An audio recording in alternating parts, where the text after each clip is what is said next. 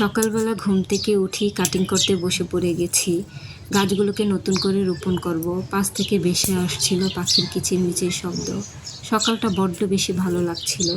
এই সময় সালমান হাবিবের কোনো এক বইয়ের কবিতার কিছু লাইন মনে পড়ে গেল।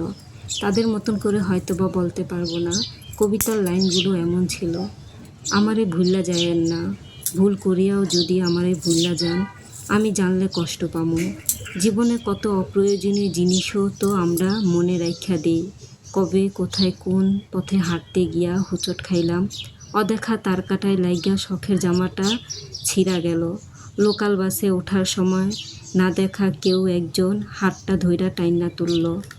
এমন অপ্রয়োজনীয় অনেক কিছুই থাকে যা মনে না রাখলেও চলতো, তবুও আমাদের মনে থাকে, আমরা মনে রাখি।